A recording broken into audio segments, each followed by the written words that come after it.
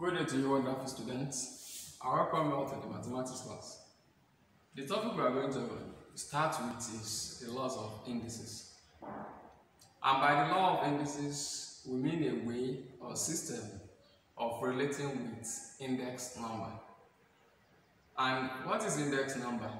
Index number is best defined or is best talked about by the sample I'm going to put right here on the board now.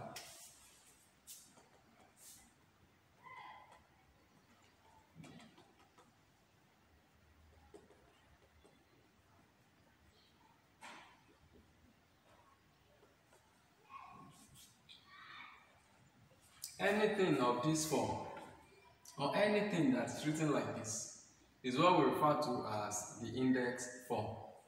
The first number here, the first number here too, that someone look like a carrier, is the one that is called what? The base. Why the number that we have above it, which is written in a very small form, is called power. In substitution, it is referred to as index. We can also call it what? The exponent.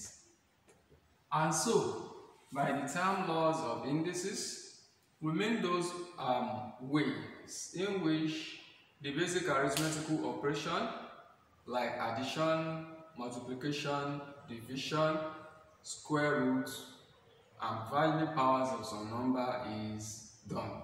That's what we refer to as the laws of indices. And the way this addition, multiplication, division, and the rest is carried out is under given rules, which is called what? The laws of indices. And the next thing which we are going to talk about is we are going to itemize those laws so that we can start applying them into solving some questions.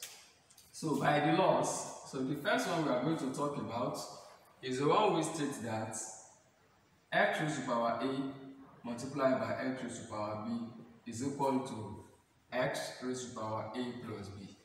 By the law holds under some circumstances. The circumstances upon which we are going to apply these four laws that I'm about to itemize on the board is when our base are the same thing. Remember, I said initially that the laws of indices talks about the ways, the rules, the principle upon which index numbers can be what?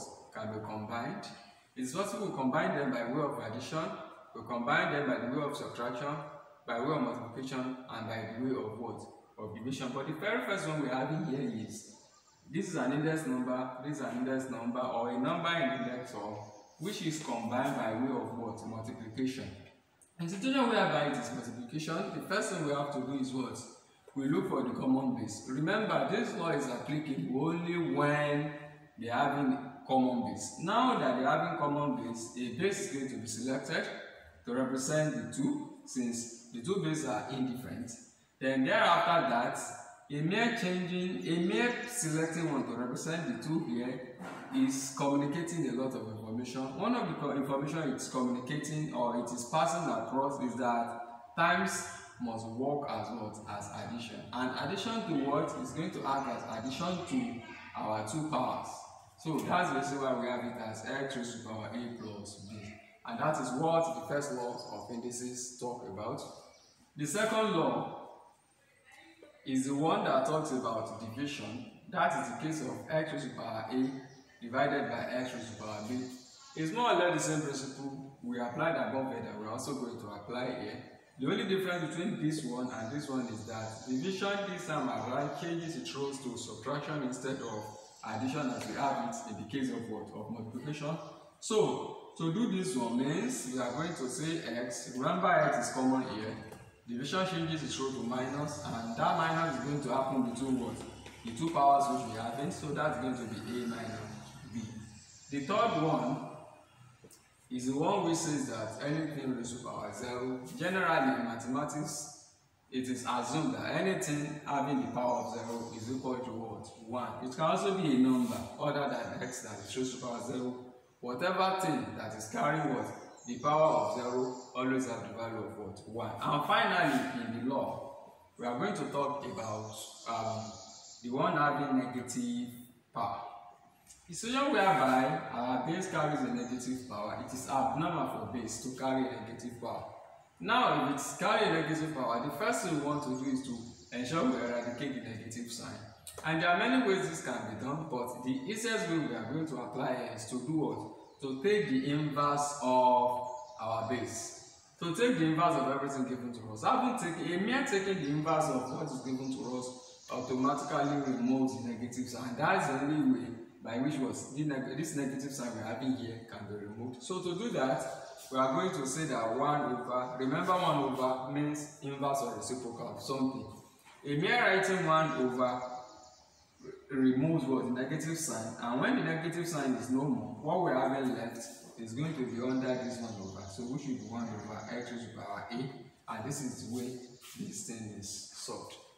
So we are now going to take some selected examples on each of these principles. So example number 1. Simplify the following. A there, 2 raised to the power 5 multiplied by 2 raised to the power 1. B, 2 raised to the power 5 divided by 2 raised to the power 3. C, 2 raised to the power 0, and D, 2 raised to the power minus 2.